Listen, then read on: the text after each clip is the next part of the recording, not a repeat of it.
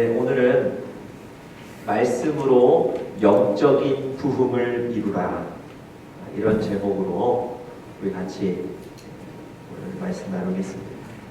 오늘 예배를 통해서 여러분과 제 마음에, 또 우리 교회 가운데 영적인 부흥이 일어날 수 있기를 간절히 축복합니다. 대학을 졸업하고 방송국에 아나운서로, 진행자로 입사한 한 젊은이가 있었습니다. 이 젊은이는 미국 방송 CBS 방송국 달라스 지국에 근무하고 있었습니다. 대학을 졸업하고 바로 직장에 들어갔기 때문에 그 직장에서 자기에게 맡기는 그 일들을 잘 감당할 수 있을지 사실은 늘 불안하고 초조했습니다. 그런데 어느 날 이전에 한 번도 진행해보지 않았던 생방송을 진행하라는 지시를 받았습니다. 여러분, 이 친구가 녹화라는 안전장치 없이 프로그램을 자연스럽게 부드럽게 잘 인도할 수 있을까 걱정이 되기 시작했습니다. 혹시 이 프로그램을 진행하다가 흐름이 끊기면 어떻게 하나? 그 다음 해야 할 말들과 행동을 잊어버리면 어떻게 하나? 뭐 이런 불안한 생각들이 이 친구의 마음을 사로잡기 시작했습니다. 한참을 걱정하고 있는데요. 이 프로그램을 만드는 연출가가 자기에게 다가오더니 작은 장치 하나를 손에 주고는 귀에 끼라고 그러더라. 그래서 그 장치를 귀에 꼈는데요. 저 멀리 보이는 연출가의 얘기가 자기 귀를 통해서 너무 생생하게 들리는 겁니다. 여러분, 그 미디어 세계에서는 이 장치가 귀라고 불리는데요. 이 장치만 있으면 멀리 있는 연출가와 진행자를 연결해 주는 겁니다. 방송 내내 그 연출자는 이 진행자에게 계속해서 정보를 전달해 줍니다. 야, 이 다음 순서는 뭐고, 이 다음에는 어떤 말을 해야 되고, 계속해서 정보를 알려주는 거예요. 여러분, 생각해 보십시오. 이 진행자는 생방송이 처음이었거든요. 그래서 계속 불안해하고 있었는데 연출자의 말이, 그 지도와 안내가 계속해서 귀에 들렸기 때문에 처음임에도 불구하고 그 생방송을 무리 없이 잘 진행해 낼 수 있었다는 겁니다. 여러분, 만약에 이 진행자와 연출자가 연결되어 있지 않았다면, 이 연출자의 얘기가 계속해서 진행자의 귀에 들리지 않았다면 아마도 처음 진행해보는 그 생방송에서 이런저런 실수를 했을지도 모르겠습니다. 결국은요, 이 진행자의 귀에 끊임없이 들렸던 그 연출자의 얘기와 안내가 이 진행자를 살린 거예요. 생방송을 무리 없이 진행하도록 만들었던 원인이 되었습니다. 여러분과 저도 사실은 이 신참 진행자와 같이 이 입장에서 세상을 살아가고 있는 것 같습니다. 우리 삶의 현장에서 우리가 예상치 못했던, 예기치 못했던 어떤 사건들을 만나게 되고요. 이전에 경험해본 적이 없었기 때문에 그 사건을 만났을 때 어떻게 대처하고 반응해야 될지 얼마나 고민하고 있습니까? 방송국에서 녹화하듯이 여러분과 저의 인생을 리허설 한번 해보면 도움이 될 것 같은데 여러분과 저의 인생에는 리허설이 없습니다. 그런 의미에서 우리도 이 신참 진행자처럼 우리 인생의 생방송을 진행해가고 있는 것 아닙니까?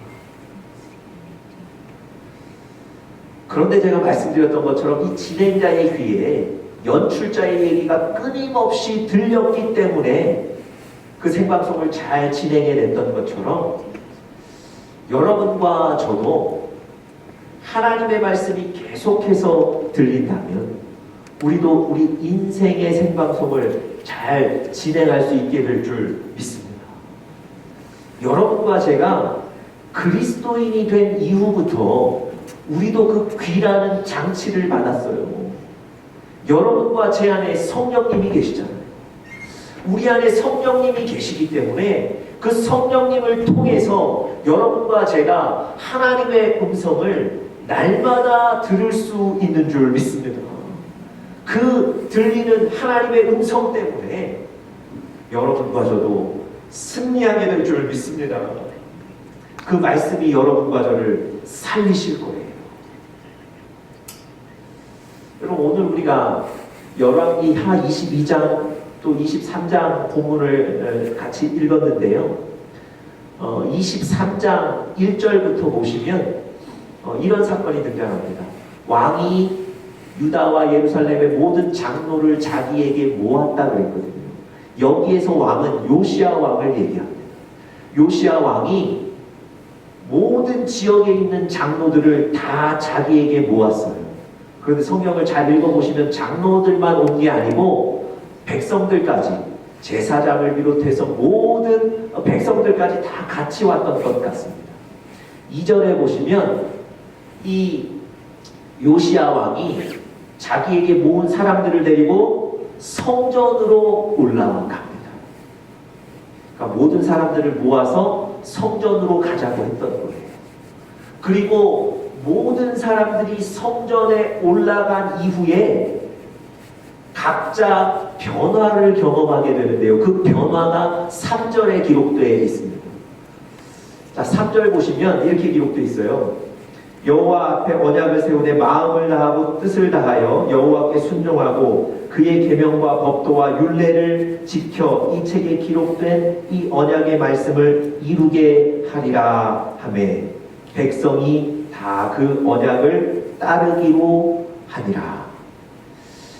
여러분, 요시야 왕과 수많은 백성들이 성전에 올라간 이후에 변화를 경험하는데요. 그 변화가 뭐냐면 내가 앞으로 하나님과 더불어 살 것이다.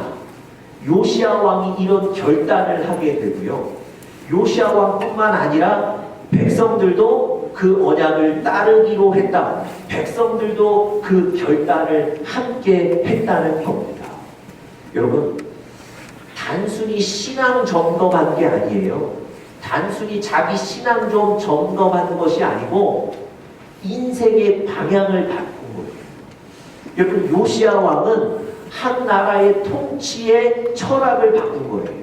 지금까지는 자기의 권력을 얻고 권력을 유지하기 위해서 지금까지 그냥 용인돼 왔던, 관습적으로 용인돼 왔던 우상 숭배를 허락했는데 이 순간부터는 하나님만 섬기겠다고, 과거와 단절하겠다고 결단한 거예요. 관습적으로 우상을 섬기며 살았던 백성들도 이제부터는 그 우상 섬기는 것을 끊겠다고 결단하는 거예요. 여러분, 지금 이 왕과 백성들과 이 나라는요, 삶의 방향 자체를 바꿔버린 겁니다. 여러분, 성전에 올라가서 왜 이런 변화가 생겼을까요? 무엇이 이 나라와 백성과 왕을 변화하게, 결단하게 만들었을까요? 그 이유가 2절 마지막 부분에 나와 있습니다. 자, 2절 마지막 부분 한번 보세요. 제가 읽어보겠습니다. 왕이 여호와의 성전 안에서 발견한 언약책의 모든 말씀을 읽어 무리의 귀에 들리고. 여러분, 성전에 올라갔다고 변화가 생긴 게 아니에요. 성전에서 하나님의 말씀이 선포되었을 때 그 하나님의 말씀 때문에 각자의 마음 가운데 영적인 부흥이 일어난 겁니다. 여러분, 이 요시야 왕이요, 이전에 성전, 많이 헐고 무너졌던 성전을 수리하도록 시켰는데요. 성전을 수리하다가 감춰져 있던 하나님의 말씀이 적힌 책을 발견한 거예요. 그 책을 읽고 들었는데 그곳에서 하나님의 뜻을 발견한 거예요. 그래서 이 요시야가 많은 백성들을 모아서 성전에 데리고 올라가고 그곳에서 자기가 들었던 하나님의 말씀을 다시 한번 들려준 거예요. 그때 이 나라와 백성들 가운데 결단과 변화가 생겼던 겁니다. 여러분, 하나님의 말씀이 선포되었을 때 인생 가운데 변화와 결단이 생기는 겁니다.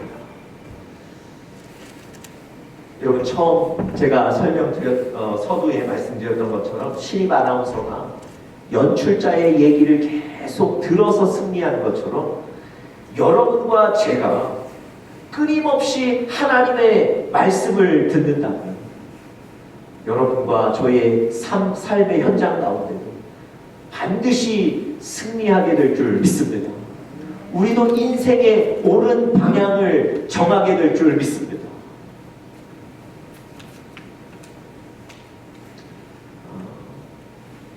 오늘 본문 22장 19절을 한번 보시겠습니까?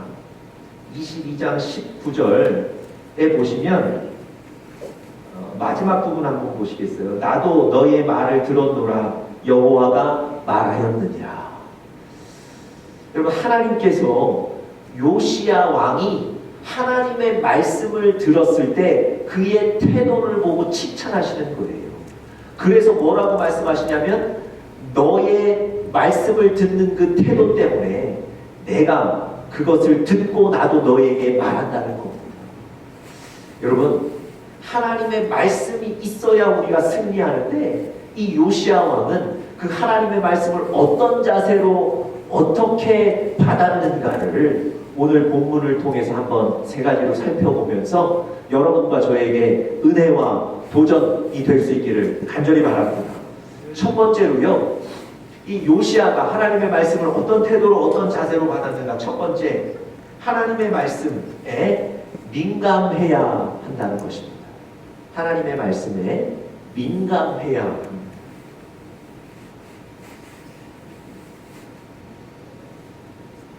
여러분, 이 요시야 왕은요, 성전에서 발견한 하나님의 말씀을 읽고 들었는데요, 그 내용이 뭐냐면 19절 초반절에 보면 그 내용을 집약해서 여러분과 저에게 설명하고 있습니다. 19절 초반에 보면요, 내가 이곳과 그 주민에게 대하여 빈터가 되고 저주가 되리라 한 말을 네가 듣고 그랬거든요. 여러분, 이 요시야가 그 발견한 하나님의 말씀의 책에서 들은 말씀은 징계와 저주에 관한 얘기였습니다. 이런 거예요. 하나님을 멀리 떠나면 하나님이 징계하시겠다는 거예요. 여러분, 이 징계, 이 저주의 말씀을 요시야 왕이 듣고 나에게 주시는 음성으로 받고 깨달았다는 겁니다. 민감하게 받았다는 건 이런 거예요. 하나님이 말씀하실 때, 아, 이건 누구에게 주는 말씀이구나. 아, 이건 나와 관련 없는 말씀이구나. 넘어가는 것이 아니라 하나님이 나와 나의 가정과 나의 교회와 나의 사업장에 주시는 말씀이구나 깨닫는 것, 그렇게 받는 것, 그게 민감한 겁니다. 여러분, 19절 한번 보시겠어요? 19절에 중반에 보시면 이 요시야가 하나님의 말씀하실 때 어떻게 받았는지 이렇게 설명하고 있습니다. 네가 듣고 마음이 부드러워졌다 그랬습니다. 여러분, 부드러워졌다는 이 표현의 영어 성경에 보니까요, responsive 이렇게 되어 있습니다. 민감하다는 거예요. 민감하게 반응한다는 겁니다. 하나님이 말씀하셨을 때, 아, 이건 나와 관계없다고 무시하는 게 아니에요. 그 말씀을 받는 겁니다. 여러분, 요시야가 이 징계의 말씀을 들었을 때 의도적으로 무시할 수도 있었고요. 아니, 의도가 없었더라도 나와 관계 없구나. 그리고 넘길 수도 있었다는 거예요. 여러분, 징계나 저주의 얘기가 그렇게 여러분과 제 마음속에 달갑지 않습니다. 그래서 이 말씀 읽을 때 불편하기도 하고요. 요시야 왕이 이 얘기 들으면서 이 성경을 읽으면서 얼마든지 넘길 수 있었어요. 얼마든지 그 성경을 중단할 수 있었어요. 그런데 이 요시야 왕은 이 말씀을 읽고 들으면서 자기 옷을 찢었다고 얘기합니다. 무슨 얘기입니까? 이 징계의 말씀이 하나님이 나에게 주시는 말씀이고 우리 나라에 주시는 말씀이다라고 깨달은 거예요. 받은 거예요. 여러분, 결국은 요시야 왕이 하나님의 말씀을 받았기 때문에 이스라엘 백성들에게도 그 말씀을 전할 수 있었고요. 결국 그 말씀이 온 백성에게 전해졌기 때문에 삶의 방향을 바꾸게 된 겁니다. 그 유다라는 한 나라가 변하게 된 거예요. 여러분과 저도 하나님의 말씀 앞에 민감해야 합니다. 그래서 이 말씀이 주시는 교훈이 무엇인지, 하나님이 나에게 무엇을 말씀하시는지를 깨닫고 붙잡으셔야 돼요.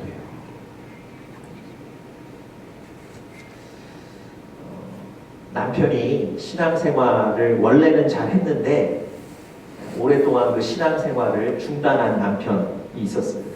그 부인이 그 남편이 다시 신앙생활을 할 수 있도록 계속해서 기도했는데요. 어느 날 그 기도가 응답되어 그 남편과 함께 주일 예배를 나가게 됐습니다. 여러분, 이 부인이 얼마나 마음이 기대가 되고 뜨거웠겠습니까? 오늘 예배를 통해서, 오늘 설교를 통해서 남편이 은혜 받고 결단했으면 좋겠다. 이런 마음으로 교회에 왔습니다. 오자마자 제일 먼저 한 일이 뭐였냐면 주보를 확인했어요. 우리 남편이 오늘 설교를 들어야 되는데 어떤 말씀일까? 그게 궁금했거든요. 그래서 주보를 확인하고 그 성경 구절을 딱 폈더니 누가 죽고 누가 죽고 누가 죽었더라, 이런 구절이었답니다. 여러분, 이 부인이 갑자기 실망이 되기 시작하는 거예요. 오랜만에 그래도 이 주일 예배 드리겠다고 나온 남편이 은혜 받으려면 이 구절이 아니라 좀 다른 구절이어야 될 텐데 누가 죽고 누가 죽고 누가 죽었더라. 야, 이 설교 듣고 은혜 못 받으면 어떡하지? 이런 걱정이 됐다는 거예요. 그런데 여러분, 예배가 다 마치고 나서 남편이 다음 주부터 예배에 계속해서 참석하기로 결단을 하더랍니다. 부인이 좋기도 하면서 궁금했던 거예요. 도대체 왜 이런 결단을 했을까? 집에 가서 물어봤다는 거죠. 오늘 예배가 어땠냐고. 그랬더니 남편이 이렇게 대답하더랍니다. 오늘 목사님 설교를 듣는데 나도 언젠가는 나에게도 죽음이 오겠다는 생각이 들더랍니다. 그때부터 두려움도 생기고 또 한 가지, 내가 이제는 주님 앞에 나아가야 되겠다는 결단의 마음이 생기더랍니다. 여러분, 하나님의 말씀, 그 말씀에 민감할 때 내가 하나님이 나에게 주시는 말씀으로 받게 되는 겁니다. 여러분, 하나님의 말씀이 선포되면 개인이 살고 가정도 살게 되는 줄 믿습니다. 최근 저의 기도 제목 중에 하나가 이런 겁니다. 마르지 않는 영감의 샘을 주십시오. 이게 제 최근 기도 제목 중에 하나예요. 마르지 않는 영감의 샘이 내 안에 있어서 하나님의 말씀을 깨닫기를 원한다는 기도입니다. 제 안에 하나님이 주시는 말씀을 하나도 놓치고 싶지 않은 열망이 생겼습니다. 그래서 이렇게 기도하는 거예요. 여러분, 우리가 하나님이 주시는 말씀을 놓치면 지금 이때에 내가 무엇을 해야 되고 무슨 말을 해야 될지를 놓치게 되는 겁니다. 여러분, 제가 이 기도 제목을 얻게 된 계기가 사실은 솔로몬의 그 지혜에 관한 성경을 읽으면서 그랬어요. 하나님께서 솔로몬에게 물으시죠. 내가 너에게 뭐 해주기를 원하느냐. 그랬더니 솔로몬이 뭐 권력이나 부와 명예를 달라고 그러는 게 아니고 저에게 지혜를 주십시오 구하거든요. 하나님이 그것을 좋게 보셔서 그에게 지혜를 주셨어요. 여러분, 지혜가 뭘까요? 하나님이 솔로몬에게 지혜를 주셨다는데 그 지혜가 뭘까요? 남들보다 지식이 많은 게 지혜입니까? 남들보다 좀 센스 있게 많은 상황들에 대처하는 게 지혜입니까? 아, 그럴 수 있습니다.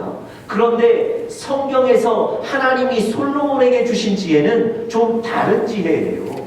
성경을 읽다 보니까 하나님의 말씀을 놓치지 않고 깨닫는 것, 이게 바로 지혜예요.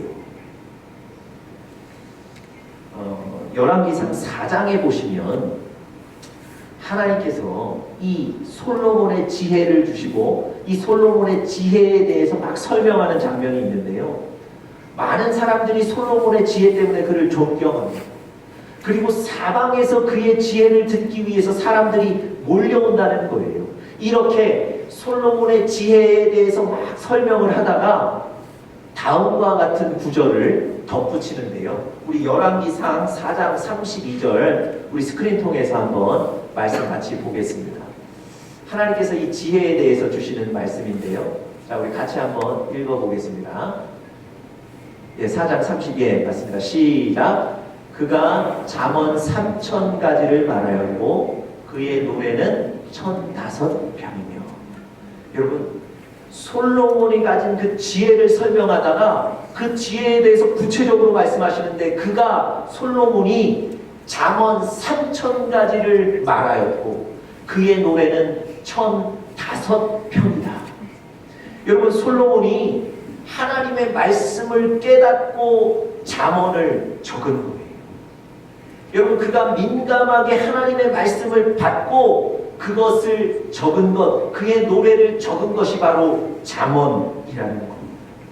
여러분, 하나님께서 솔로몬에게 지혜를 주셨는데 그 지혜는 단순히 지식이 많은 게 아니고요. 하나님의 말씀을, 하나님의 뜻을 민감하게 받을 수 있는 것, 그게 바로 지혜라는 것. 여러분, 여러분과 저에게 하나님의 뜻에, 하나님의 말씀에 민감할 수 있는, 그래서 지혜를 얻을 수 있는 이런 은혜가 있기를 간절히 축복합니다. 여러분, 바울이요, 데살로니가 교회 교인들을 축복했거든요. 신앙생활 정말 잘한다. 이렇게 영적인 삶을 살아야 된다. 여러분, 그렇게 칭찬한 이유가 뭔지 아세요? 그들이 하나님의 말씀을 들을 때에 사람의 말로 받지 않고 하나님의 말씀으로 받았다는 것. 이게 바울이 그들을 칭찬한 이유입니다. 여러분, 말씀이 선포될 때, 여러분이 말씀을 읽고 들으실 때 하나님이 주신 말씀으로 받으시는 그런 여러분들 되시기를 간절히 축복합니다. 하나님의 말씀에 민감해진다는 것, 부드러워졌다는 것을 기억하십시오. 두 번째로요, 이 요시야 왕이 하나님이 말씀하실 때 그 말씀을 받았던 그 자세, 태도. 두 번째는요, 하나님의 말씀 앞에 가난한 마음이 되어야 한다는 것입니다. 하나님의 말씀 앞에 가난한 마음이 되어야 합니다. 가난한 마음. 여러분, 19절 중반에 보시면 계속해서 요시야가 말씀을 받은 태도에 대해서 설명하는데요. 이렇게 되어 있습니다. 여호와 앞, 곧 내 앞에서 겸비하였다. 여러분, 겸비하다라는 말은요, 겸손하다라는 말입니다. 그러면 성경을 바꿔 해석하면 이런 거예요. 하나님의 말씀 앞에 겸손했다는 겁니다. 요시야 왕. 여러분, 말씀 앞에 겸손하다는 건 어떤 의미일까요? 말씀 앞에 겸손하다. 여러분, 혹시 경청이라는 책을 읽어보셨는지 모르겠는데요. 그 경청이라는 책에 보면 주인공이 나오는데 이 주인공의 별명이 이토벤입니다. 여러분, 이토벤 어디서 많이 들어본 것 같지 않으세요? 베토벤에서 이 별명이 나온 거예요. 여러분, 베토벤은 아주 유명한 작곡자였지만 귀가 멀어서 들을 수 없는 사람, 다른 사람의 얘기를 들을 수 없는 사람이 베토벤이었거든요. 그런데 이 경청의 주인공이 바로 그런 사람이에요. 다른 사람의 얘기를 도무지 듣지 않는 거예요. 자기의 계획과 자기의 신념으로 사는 사람이라 다른 사람 얘기를 듣지를 않아요. 그래서 직장의 동료들이 별명을 붙여줬는데 이 사람이 이씨거든요. 그래서 이토벤이라는 별명을 붙여줘요. 그런데 여러분, 사실은 이 사람은 나름대로 유명하고 자신감 있게 사는 사람입니다. 자기 계획이 정확하고 결단력 있고, 그래서 사실은 다른 사람 얘기를 듣지 않는 거예요. 그런데 이 사람 삶에 어느 날부터인가 어려운 일이 생겨요. 자녀가 발달 장애를 겪게 되고요. 또 자기가 잘 다니던 회사가 어려워져서 정리해고를 당하게 되고, 그 해고당한 것의 보상으로 새로운 사업체, 개인 사업장을 열게 되는데요. 오픈하는 날 몸이 약해서 그냥 쓰러지게 되고요. 어느 날 몸이 아파서 병원에 갔더니 종양이 있는데 그 종양 때문에 청력이 점점 상실돼 가는 거예요. 여러분, 이 사람이 인생에 생각지 못한 내리막길을 걷게 되는 겁니다. 여러분, 그 소설에 보시면 그때부터 이 사람이 다른 사람 얘기에 귀를 열게 돼요. 그때부터 다른 사람 얘기를 듣게 됩니다. 여러분, 내가 강하다고 생각하면요, 내 계획이 완전하다고 생각하고 내 실력으로 살 수 있다고 생각하면 다른 사람 얘기에 귀를 막게 됩니다. 들려도 듣지를 않아요. 그런데 내가 약하다는 것, 하나님의 도움이 아니면 내가 살 수 없다는 이 가난한 마음, 겸손한 마음을 가지면 그때부터는 다른 사람 얘기가 들리는 거예요.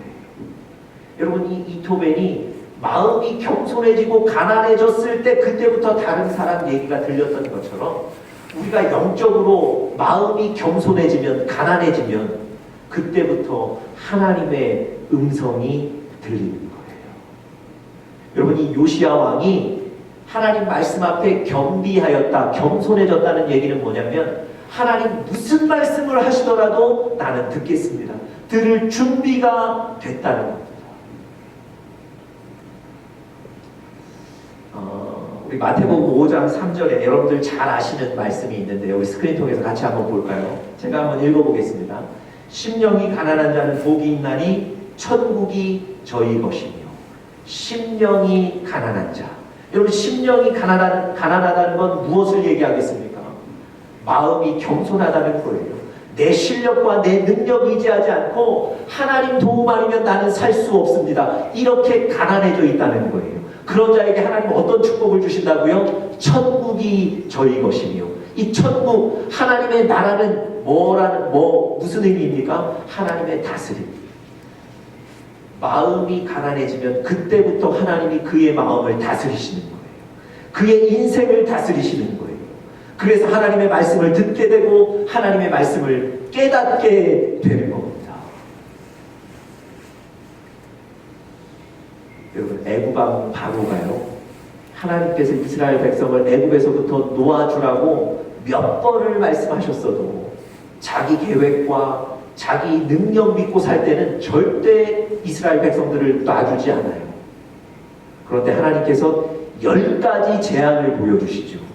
그 10가지 재앙을 경험하고 나서, 야, 이렇게 내 능력 갖고는 살 수 없겠구나 마음 먹었을 그때에 하나님의 말씀을 듣고 이스라엘 백성들을 보내주는 겁니다. 여러분, 여러분들과 제 마음이 오늘 이 요시야 왕처럼 하나님의 말씀 앞에 겸손해지고 가난해지시기를 간절히 축복합니다. 그래야 여러분과 제가 하나님의 말씀을 듣게 되는 거예요. 그리고 살게 되는 겁니다. 자, 마지막 세 번째로요, 요시야 왕이 하나님의 말씀을 받은 자세, 태도, 결단의 자리까지 나아가야 합니다. 결단의 자리까지 나가야 된다는 겁니다.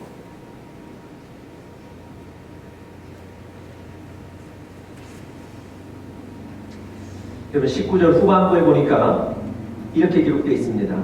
내 앞에서 겸비하여 옷을 찢고 통곡하였으므로. 하나님이 그에게 말씀하셨을 때 그가 옷을 찢고 통곡했다고 얘기합니다. 여러분, 말씀을 듣고 회개의 자리까지 나가는 거예요. 말씀을 듣고 내 인생의 방향을 바꾸겠다는 결단의 자리까지 나가는 겁니다. 말씀을 들었다는 것만으로 만족하는 게 아니고요. 말씀을 듣고 내가 그 말씀에 순종하겠다는 것, 내가 그 말씀에 굴복하겠다는 그 결심의 자리까지 나가는 것, 이게 바로 요시야 왕이 보인 말씀을 받는 태도였던 겁니다. 우리는 어떻게 하나님의 말씀을 받고 있는가요? 여러분, 하나님의 말씀을 받을 때 좋다, 동의한다, 그리고 고개 끄덕이실 수 있습니다. 하나님의 말씀이 오늘 어떠어떠했다 판단하실 수 있으세요. 하나님의 말씀이 좀 일리가 있었다 혹은 일리가 없었다 이성적으로 여러분들 평가하실 수 있으세요. 그런데 여러분, 하나님의 말씀은 여러분과 제가 평가할 수 있는 평가의 대상이 아닙니다. 하나님의 말씀은 그저 우리가 순종하고 굴복해야 될 권위의 대상인 겁니다. 여러분과 제가 하나님의 말씀을 듣고 받아서 그 말씀에 순복하겠다고 결단의 자리까지 나아갈 때 말씀의 능력을 체험하게 되실 줄 믿습니다. 얼마 전에 제 후배가 저에게 전화를 했어요. 자기 인생의 중요한 결단의 순간인데 어떤 방향으로 가면 좋겠습니까? 저에게 조언을 구했어요. 그래서 제가 성경과 또 제 신앙을 바탕으로 그 후배에게 조언을 해줬습니다. 여러분, 결정은 그 친구 몫이에요. 저는 조언만 해준 거예요. 얼마 후에 그 친구가, 그 후배가 제 조언에 따라서 제가 조언해준 대로 쉽지는 않았을 텐데 그 조언을 따라서 결정한 사실을 제가 알았습니다. 여러분, 제 조언이 옳다는 얘기가 아니고요. 누군가 내 얘기를 듣고 그 얘기를 따랐을 때 그 사람이 내 얘기를 굉장히 존중해 주는구나, 그 사람이 나를 존중해 주는구나 이해할 수 있게 된다니까요. 여러분, 여러분께서 하나님의 권위를 인정하는 방법은 뭘까요? 나 하나님 사랑합니다, 나 하나님 존중합니다 이렇게 얘기하면 되시는 겁니까? 아니요. 그 증표가 바로 하나님의 말씀을 듣는 거예요. 하나님의 권위를 최고로 존중해 주시는 건 하나님의 말씀을 들을 뿐만 아니라 그 말씀에 순종하고 굴복하는 것, 그게 하나님의 권위를 최고로 인정해 드리는 겁니다. 여러분이 말씀 앞에 결단의 자리까지 나가실 때 하나님이 여러분의 믿음을 보시는 거예요.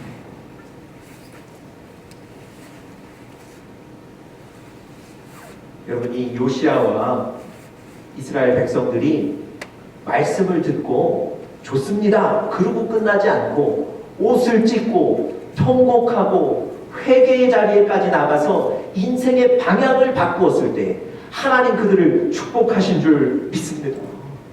여러분과 제가 해야 될 일이 바로 이겁니다. 하나님이 말씀하셨을 때 그 말씀을 민감하게 받으시고요. 그래서 그 말씀이 나에게 주신 말씀으로 알고 결단의 자리까지 나가셔야 돼요. 여러분, 베드로의 설교를 들은 사람들이요, 베드로에게 와서 그럼 내가 어떻게 살아야 되겠습니까? 결단의 자리까지 나와 있습니다.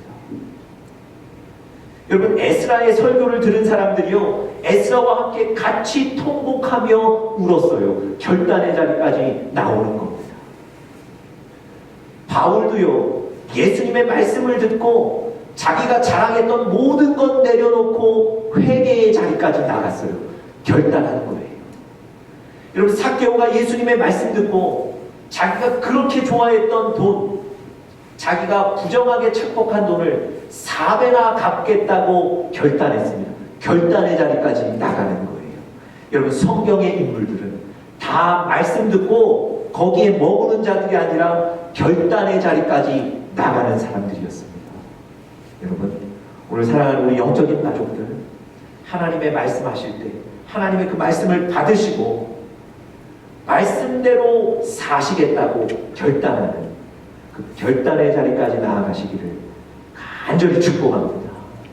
하나님께서 여러분과 제 인생을 붙드실 줄 믿습니다. 다 같이 기도하겠습니다.